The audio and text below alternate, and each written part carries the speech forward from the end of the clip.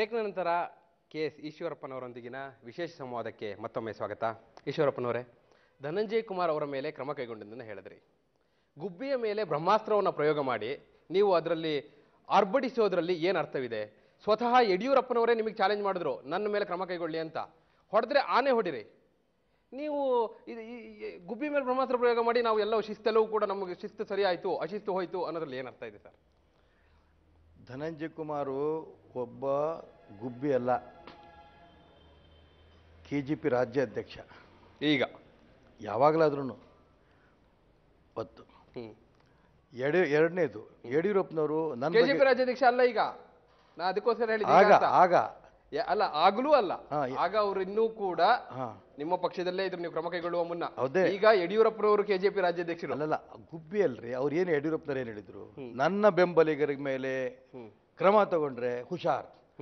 ಆ ಸಂದರ್ಭದಲ್ಲಿ ಅಶಿಸ್ತಿನ ಪ್ರಕಟಣೆ ಮಾಡಿದಂಥ ಮೊದಲನೇ ವ್ಯಕ್ತಿ ಧನಂಜಯ್ ಕುಮಾರ್. ಅವ್ರ ಬಗ್ಗೆ ನಾವು ಕ್ರಮ ತಗೊಂಡಿದ್ದು. ಬಿಟ್ಟರೆ ಇದರಲ್ಲೇನು ಗುಬ್ಬಿ ಪಬ್ಬಿ ಅಂತ ಪಾಪ ನೀವು ಧನಂಜಯ್ ಕುಮಾರ್ಗೆ ಅದು ಹೇಳಬೇಡಿ. ಧನಂಜಯ್ ಕುಮಾರು ಫ್ರೀ ಆಗಿಬಿಟ್ರೆ ಅದೊಂದು ಆನೆನೆ, ಅದಲ್ಲ. ಆದರೆ ಯಾಕೆಂತಂದ್ರೆ ನನ್ನ ಪ್ರಶ್ನೆ, ಅವ್ರನ್ನ ಗುಬ್ಬಿ ಅಂತ ಕರೆಯೋದಲ್ಲ. ಯಡಿಯೂರಪ್ಪನವ್ರು ನಿಮಗೆ ಚಾಲೆಂಜ್ ಓಪನ್ ಆಗಿ ಮಾಡ್ತಿದ್ದಾರೆ, ಹುಷಾರ್ ಅಂತ ಹೆದರ್ಸ್ತಾ ಇದ್ದಾರೆ. ನೀವು ಅವರಿಗೆ ಸಣ್ಣ ನೋಟಿಸ್ ಕೊಡ್ಲಿಲ್ಲ ಕಡೆಗೂ ನೀವು? ಸ್ವಲ್ಪ ಯಡಿಯೂರಪ್ಪನವ್ರಿಗೆ ಯಾಕೆ ಕೊಡ್ಲಿಲ್ಲ, ಯಾಕೆ ಕ್ರಮ ತಗೊಂಡಿಲ್ಲ ಹೇಳ್ತೀನಿ. ಧನಂಜಯ್ ಅವರು ರಾಜ್ಯದ ನಮ್ಮ ಪಕ್ಷದ ನಾಯಕರಾಗಿದ್ದರು. ನಾವೆಲ್ಲರೂ ಸಹಪಾಠಿಗಳು. ಈ ಪಕ್ಷದ ಅಭಿವೃದ್ಧಿಗೆ ಅನೇಕರು ಪ್ರಯತ್ನಗಳು ನಡೆಸಿದ್ರು. ಅದರಲ್ಲಿ ಯಡಿಯೂರಪ್ಪನವ್ರ ಪಾತ್ರ ಕೂಡ ಇತ್ತು. ಯಡಿಯೂರಪ್ಪನವ್ರ ಪಾತ್ರ ಇರೋಂಥ ಸಂದರ್ಭದಲ್ಲಿ ಅವರು ಅನೇಕ ಸಮಸ್ಯೆಗಳೂ ಸಿಕ್ಕೊಂಡಿದ್ದರು. ನಾನು ಇಷ್ಟೊತ್ತಂಗೆ ಹೇಳಿದೆ, ಅವ್ರದ್ದು CBI ತನಿಖೆ ಇರ್ಬೋದು, ಲೋಕಾಯುಕ್ತದ ರಿಪೋರ್ಟ್ ಇರ್ಬೋದು, ಭ್ರಷ್ಟಾಚಾರದ ಆರೋಪಗಳಿರ್ಬೋದು, ಎಲ್ಲ ಇತ್ತು. ಈ ರೀತಿ ಸಂದರ್ಭದಲ್ಲಿ ಅವರ ಜೊತೆಗೆ ನಾವು ನಿಲ್ಲಬೇಕಾದದ್ದು ನಮ್ಮ ಕರ್ತವ್ಯ ಅಂತೇಳಿ ನಾವೆಲ್ಲರೂ ನಿಂತ್ವಿ, ಬಿಡಲಿಲ್ಲ. ಸಂತೋಷ್ ಹೆಗ್ಡೆಯವರು ಆ ಲೋಕಾಯುಕ್ತದ ವರದಿ ಕೊಟ್ಟು ಅವ್ರ ಮೇಲೆ ಆಪಾದನೆ ಆದ ನಾವು ಹೇಳಿದ್ವಿ, ಏನು ಯಡಿಯೂರಪ್ಪನವ್ರ ಮೇಲೆ ಆಪಾದನೆ ಮಾತ್ರ ಬಂದಿದೆ, ಇನ್ನೂರು ತಪ್ಪಿತಸ್ಥರು ಅಂತ ತೀರ್ಮಾನ ಆಗಿಲ್ಲ, ವಾದ ಮಾಡಿದ್ವಿ. ಯಾಕೆ? ನಮ್ಮೊಳಗಿರೋ ಒಬ್ರು ಇಡೀ ರಾಜ್ಯದಲ್ಲಿ ಅವರೇ ಕಟ್ಬಿಟ್ರೆ ಪಾರ್ಟಿ ಅಂತ ಬಹಳ ಜನ ಅವ್ರನ್ನ ತೃಪ್ತಿಪಡಿಸೋ ದಿಕ್ಕಿನಲ್ಲಿ ಮಾಡಿ ಮಾಡಿ ಮಾಡಿ ಇವತ್ತು ಈ ಸ್ಥಿತಿ ತಂದ್ರು ಎಲ್ರೂ. ಅದಾಮೇಲೆ ಬರ್ತೀನಿ ನಾನು. ಎಷ್ಟು ಜನ ಅವರಿಗೂ ಹೊಗಳು ಬಿಟ್ರೆ ಎಲ್ಲೆಲ್ಲಿದ್ದಾರೆ ಇವತ್ತು, ಅದಾಮೇಲೆ ಅವ್ರ ಸ್ಥಿತಿ, ಅವ್ರ ಜೊತೆಗಿದ್ದಂಥವ್ರು ಏನೇನು ಮಾಡಿದ್ರು ಅನ್ನೋದು ಆಮೇಲೆ ಹೇಳ್ತೀನಿ.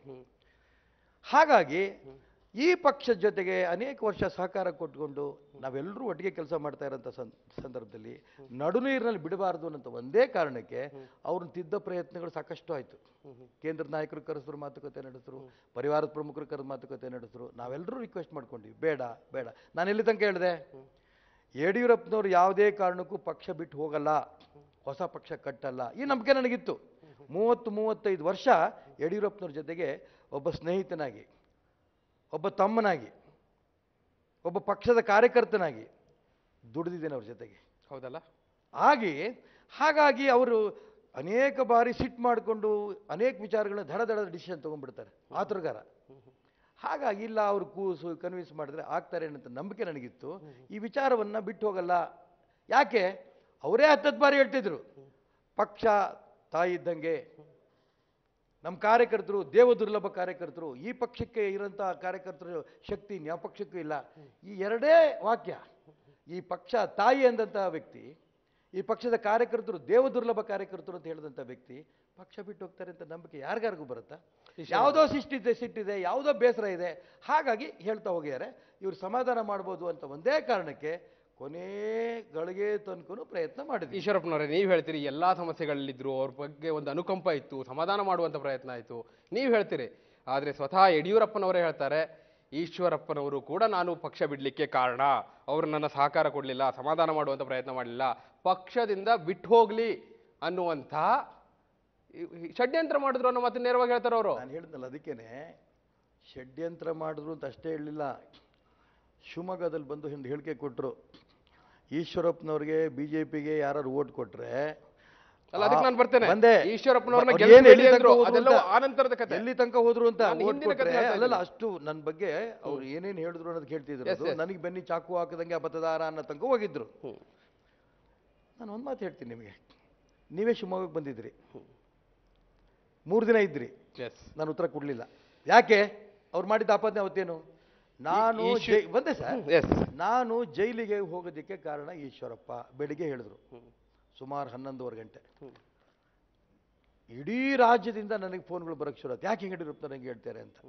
ನಮ್ಮ ಮನೆಯಲ್ಲಿ ಯಡಿಯೂರಪ್ಪ ಅಂತ ತಕ್ಷಣ ಇವತ್ತಿಗೂ ತುಂಬ ಗೌರವ. ಯಾಕೆ ಯಡಿಯೂರಪ್ಪನವ್ರು ಈ ಸ್ಟೇಟ್ಮೆಂಟ್ ಕೊಟ್ಬಿಟ್ರೆ ಎಲ್ಲ ಗಾಬರಿಯಾಗಿ ಬಂತು. ನಾನು ಅವ್ರಿಗೆಲ್ಲ ಹೇಳಿದೆ, ಇವಾಗ ಹೇಳಿದ್ದಾರೆ ಮಧ್ಯಾಹ್ನಕ್ಕೆ ನೋಡುವಂತ್ರಿ ನೀವು, ಬದಲಾವಣೆ ಆಗುತ್ತೆ, ತಲೆ ಕೆಡಿಸ್ಕೋಬೇಡಿ ಅಂತೇಳಿ ಊಟ ಮಾಡಿ ಮಲಗಿದೆ ನಾನು. ಮಲಗಿ ಎದ್ದೆ, ಟಿ ವಿ ಹಾಕಿದೆ, ಏನು ಬಂತು ಸ್ಟೇಟ್ಮೆಂಟು? ನಾನು ಹಂಗೆ ಹೇಳಿಲ್ಲ, ಈಶ್ವರಪ್ಪ ನನಗೆ ಜೈಲಿಗೆ ಕಳಿಸಿ ಅಂತ ಹೇಳಿಲ್ಲ. ಈ ಮಾತನ್ನು ಹೇಳಿದ್ರು. ನಾನು ನಮ್ಮ ಮನೆಗೂ ಹೇಳಿದ್ದೆ, ಹೊರಗಡೆನೂ ಹೇಳಿದೆ. ಇವಾಗೊಂದು ಮಾತು ಹೇಳ್ತಾರೆ, ಸಂಜೆ ಒಂದು ಮಾತಾಡ್ತಾರೆ ಬಿಡಿ ಅಂತ. ಅದೇ ಮಾತು ಬದಲಾಗ್ಲಿಲ್ಲ ಇವತ್ತಿಗೂ. ಈ ಮಾತು ಮೊನ್ನೆ ಏನ್ ಹೇಳಿದ್ರು? ಯಡಿಯೂರಪ್ಪನವ್ರು ನೇರವಾಗಿ ಹೇಳ್ತಾರೆ. ಯಡಿಯೂರಪ್ಪನವ್ರ ಮಾತುಗಳಲ್ಲೇ ಹೇಳ್ತೇನೆ, ಈಶ್ವರಪ್ಪನೇ ನಾನು ಪಕ್ಷ ಬಿಡ್ಲಿಕ್ಕೆ ಕಾರಣ. ಆಯ್ತು, ಇವತ್ತಿಗೂ ಅದು ಮುಂದುವರೆದಿದೆ, ಅದು ಬದಲಾಗಿಲ್ಲ. ಅಲ್ಲ ಸ್ವಲ್ಪ ತಡ್ರಿ, ಅವ್ರು ಹೇಳಿ ಪಾಪ. ಯಾಕಂದ್ರೆ ಈಗ ಹೋಗಂತ ಸಂದರ್ಭದಲ್ಲಿ ನನಗೆ ಸದಾನಂದ ಗೌಡರಿಗೆ, ಜಗದೀಶ್ ಶೆಟ್ಟರಿಗೆ, ಅನಂತ್ ಕುಮಾರ್ ಹೇಳಿ, ಯಾರು ಹೇಳ್ಬೇಕು ಅವರು? ಅವ್ರು ಹೇಳಿ, ನಾನು ಅದ್ರ ಬಗ್ಗೆ ಅಲ್ಲ, ನಾನು ಹೇಳಕ್ ಕೊಟ್ಟಿರೋದು ನನ್ನ ಮೇಲೆ ನಾ ಜೈಲಿಗೆ ಹೋಗೋ ಕಾರಣ ಇವರು ಅಂತ ಹೇಳಿದ್ರು. ಮೊನ್ನೆ ಬದಲಾವಣೆ ಆಯ್ತು. ಅರವಿಂದ್ ಲಿಂಬಾವಳಿ, ಸತೀಶ್ ರೆಡ್ಡಿ, ಅದಾತ್ರ SR ವಿಶ್ವನಾಥ್, ಇನ್ನೊಂದು ಹೆಸರು, 4 ಹೆಸರು ಹೇಳಿದ್ರು. ಇವ್ರು ನನ್ನ ಜೈಲಿಗೆ ಹೋಗೋ ಕಾರಣ ಅಂತ. ಅವಾಗ ಒಂದು ಮಾತು, ಇವಾಗ ಒಂದು ಮಾತು, ಬೆಳಿಗ್ಗೆ ಒಂದು ಮಾತು, ಸಂಜೆ ಒಂದು ಮಾತು. ಇವ್ರು ಹೇಳೋದು ಹೊಸದಲ್ಲ. ಆದ್ರೆ ಈ ಮಾತು ಬದಲಾಗಿಲ್ಲ ಅಂತ ಹೇಳ್ತಾ ಇದ್ದೀನಿ. ಯಾಕೆ? ನಾಳೆ ಆಗ್ಬೋದು.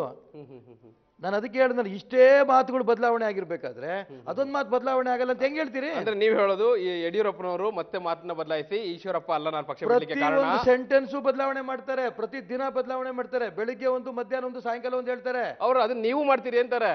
ಈಶ್ವರಪ್ಪನವರು ಬೆಳಗ್ಗೆ ಒಂದು ಮಾತಾಡ್ತಾರೆ, ಮಧ್ಯಾಹ್ನ ಒಂದು ಮಾತಾಡ್ತಾರೆ, ಒಂದು ನಾಲ್ಗೆ ಇಲ್ಲ, 2 ನಾಲ್ಗೆ ಇದೆ. ನೇರವಾಗಿ ಓಪನ್ ಸ್ಟೇಟ್ಮೆಂಟ್ ಕೊಟ್ಟಿದ್ದಾರೆ ಅವರು. ನಾನೇ ಹೇಳ್ತಾ ಇದ್ದೀನಲ್ಲ, ಇದೆರಡು ಅವ್ರ ಕಡೆ ಬಂದ ಸ್ಟೇಟ್ಮೆಂಟ್ ತಾನೆ. ಹೇಳಿ ಈಶ್ವರಪ್ಪ ನಾನು ಜೈಲಿಗೆ ಹೋಗೋ ಕಾರಣ ಅಂತ ಅವ್ರ ಕಡೆನೆ ಬಂತು. ಈ 4 ಜನ ಕಾರಣ ಅನ್ನೋದು ಮೊನ್ನೆ ಬಂತು. 2 ನಾಳಿಗೆ ಯಾರ್ದು? ನಾನು ಯಾವ್ದಾದ್ರು ಒಂದು ಹೇಳಿ ಇವತ್ತಿನ ತನಕ ಯಡಿಯೂರಪ್ಪನವ್ರ ಬಗ್ಗೆ ಒಂದು ಆಪಾದನೆ ಮಾಡಿದ್ದು? ಅವತ್ತೊಂದು ಇವತ್ತೊಂದು ಒಂದೇ ಒಂದು ಆಪಾದನೆ. ಯಾಕೆ ಅಂತಂದ್ರೆ ಯಡಿಯೂರಪ್ಪನವರು ನಾವು ಒಟ್ಟಾಗಿ ಬೆಳೆದಂಥ ಸಂದರ್ಭದಲ್ಲಿ ಹಿರಿಯರು, ವಯಸ್ಸಿನಲ್ಲೂ ಹಿರಿಯರು.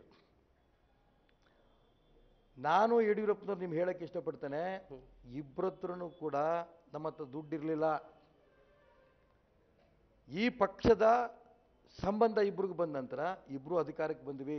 ಆದ್ರೆ ಕೊನೆಗಾಲದಲ್ಲಿ, ಅವತ್ತಿನ ಕಾಲ ಬೇರೆ ಈಶ್ವರಪ್ಪನವರ, ಇವತ್ತಿನ ಕಾಲದಲ್ಲಿ ಅವರೇ ಹೇಳ್ತಾರೆ ಕೊನೆಗಾಲದಲ್ಲಿ ಈಶ್ವರಪ್ಪನನ್ನ ಅವಮಾನಿಸಿದ್ರು. ಹೇಳಿ, ನಾನು ಅವ್ರು ಹೇಳಿ ಒಂದು ಪಾರ್ಕ್ ನ ಉದ್ಘಾಟನೆಗೂ ಕೂಡ ಹೇಳಿ ಎಷ್ಟರ ಮಟ್ಟಿಗೆ ದೂರ ಇಟ್ರು? ನೀವು ಹೇಳ್ತೀರಿ ಶಿಷ್ಟಾಚಾರ ಮತ್ತೊಂದು ಮಾತು ಅನ್ನುವಂಥದ್ದು. ಅಲ್ರಿ, ನೀವೇ ಹೇಳ್ರಿ. ನೀವು ಇಲ್ಲಿ ಇಡೀ ರಾಜ್ಯ ದೇಶ ನೋಡ್ತಾ ಇದ್ದೀರಿ ನಿಮ್ಮ ಟಿವಿ ಮುಖಾಂತರ. ಒಬ್ಬ ಮುಖ್ಯಮಂತ್ರಿ ಆಗಿದ್ದಂಥ ವ್ಯಕ್ತಿಗೆ ಅವರಿಗೆ ಬಂದು ಯಾವುದೇ ಇಡೀ ರಾಜ್ಯದ ಯಾವುದೇ ಸರ್ಕಾರಿ ಕಾರ್ಯಕ್ರಮದಲ್ಲಿ ಉದ್ಘಾಟನೆ ಮಾಡೋಂಥ ಅಧಿಕಾರ ಇದೆ. ಮುಖ್ಯಮಂತ್ರಿ ಸ್ಥಾನ ಹೋದ ತಕ್ಷಣ ಅವ್ರು ಬರೀ MLA ತಾನೆ, ಹೌದಲ್ಲ? ಅಫ್ಕೋರ್ಸ್ ಅಲ್ಲ, ಹೌದು, ಖಂಡಿತ. ಅದೇ ಅಫ್ಕೋರ್ಸ್ ಅಂದ್ರೆ ಇರಬಹುದು ಅಂತ ಅಲ್ಲ, ಅಫ್ಕೋರ್ಸ್ ಅಂದ್ರೆ ಹೌದು ಅಂತ. ನೋ ಇಲ್ಲ, ಇರಬಹುದು ಅಂತ. ನಾನು ಅದಕ್ಕೆ ಇರ್ಲಿ, ನಾನು ಯಾಕೆ ಹೇಳ್ತಿದ್ದೀನಿ ಅಂದ್ರೆ, ಯಡಿಯೂರಪ್ಪನವರು ನಾನು ಬರೀ ಒಬ್ಬ MLA ಇದ್ದು ಶಿಕಾರಿಪುರದಲ್ಲಿ ಯಾವುದೋ ನಾನು ನೀರಾವರಿ ಮಂತ್ರಿ ಆಗಿದ್ದಂಥ ಮಂತ್ರಿ ಆಗಿ, ಎನರ್ಜಿ ಮಿನಿಸ್ಟರ್ ಆಗಿ ರಾಜೀನಾಮೆ ಕೊಟ್ಟು ಅವ್ರ ಕ್ಷೇತ್ರಕ್ಕೆ ಹೋಗಿ ಮಾಡಿದ್ರೆ ಶಿಷ್ಟಾಚಾರ ಒಪ್ಪತ್ತ? ಸರ್ಕಾರದ ಒಂದು ಪದ್ಧತಿ, ನಮ್ಮವರ ಸ್ನೇಹ ಬೇರೆ. ನನ್ನ ಕಾಲದಲ್ಲಿ ನಾನು ಇಡೀ ರಾಜ್ಯದಲ್ಲಿ ನೀರಾವರಿ ಇಲಾಖೆಗಳನ್ನ ಮುಖಾಂತರ ನಾನೆಲ್ಲ ಉದ್ಘಾಟನೆ ಹಣ ಬಿಡುಗಡೆ ಮಾಡಿದ್ದೆ. ನಾನು ಇವತ್ತು ನೀರಾವರಿ ಮಂತ್ರಿ ಅಲ್ಲ, ಶಿವಮೊಗ್ಗ MLA, ನಾನು ಉದ್ಘಾಟನೆ ಬರ್ತೇನೆ. ಅವನ ಒಪ್ತಾರೇನ್ರಿ? ನಾನು ಯಡಿಯೂರಪ್ಪನವ್ರ ಬಗ್ಗೆ ವೈಯಕ್ತಿಕವಾಗಿ ಬೇಸರದಿಂದ ಆ ಕಾರ್ಯಕ್ರಮದ ಬಗ್ಗೆ ಎಲ್ಲ ಜಿಲ್ಲಾಧಿಕಾರಿಗಳು ಹೇಳಿದ್ರು, ಸರ್ ಇದನ್ನ ಅವ್ರು ಮಾಡಂಗಿಲ್ಲ, ಶಿಷ್ಟಾಚಾರದ ಪ್ರಕಾರ ಅವ್ರು ಬರೀ ಇದನ್ನ ಅವ್ರು ಯಾಕೆ ಉದಾಹರಣೆ ಕೊಟ್ಟರು ಅಂದ್ರೆ, ನೋಡಿ ಈಶ್ವರಪ್ಪ ನನ್ನ ವಿರುದ್ಧ ಶಿವಮೊಗ್ಗದಲ್ಲಿ ಎತ್ತಿ ಕಟ್ಟುವ ಕೆಲಸ ಮಾಡ್ತಾ ಇದ್ದಾರೆ. ಅವ್ರು ಹೇಳಿಪ್ಪ, ಅವ್ರು ಏನ್ ಹೇಳಿದ್ರು ಕೂಡ ನಾನು ಅವಾಗ ಉತ್ತರ ಕೊಟ್ಕೊಂತ ಬರಲಿಲ್ಲ. ಈವನ್ ಅವ್ರು ಗಾಂಧಿ ಪಾರ್ಕಿನ ಬಗ್ಗೆ ಹೇಳಿದ್ರು ಕೂಡ ನಾನು ಉತ್ತರ ಕೊಡಲಿ. ಯಾಕೆ? ನಾನು ಉತ್ತರ ಕೊಟ್ರೆ ನನ್ನ ಪಕ್ಷದಲ್ಲೇ ಇರುತ್ತೆ ಹಿರಿಯರು. ಇವತ್ತು ನನಗೆ ಯಡಿಯೂರಪ್ಪನವ್ರಿಗೆ, ಸಿದ್ದರಾಮಯ್ಯನವ್ರಿಗೆ, ದೇವೇಗೌಡರಿಗೆ ಏನು ವ್ಯತ್ಯಾಸ ನನಗಿಲ್ಲ ಇವತ್ತು. Okay, fine. ಬಹಳ ಒಳ್ಳೆ ಮಾತನ್ನ ಹೇಳಿದ್ರಿ ಈಶ್ವರಪ್ಪನವರೇ. ಈಗ ಯಾವ ವ್ಯತ್ಯಾಸವನ್ನೂ ಇಲ್ಲ ಅಂತಿದ್ದೀರಿ. ಹಿಂದೆ ನೀವು ಅವ್ರನ್ನ ತಂದೆ ಸಮಾನ ಅಂತ ಹೇಳ್ಕೊಂಡು ಬಂದಿದ್ರಿ. ಬಹುಶಃ ಈಗ ಉತ್ತರ ಕೊಡುವ ಸಮಯ ಬಂದಿದೆ ಅನ್ನುವಂತ ಮಾತನ್ನ ಹೇಳ್ತಾ ಇದ್ರಿ. ನಾನು ನಿಮ್ಮಿಂದ ಉತ್ತರವನ್ನ ಪಡೆಯುತ್ತೇನೆ.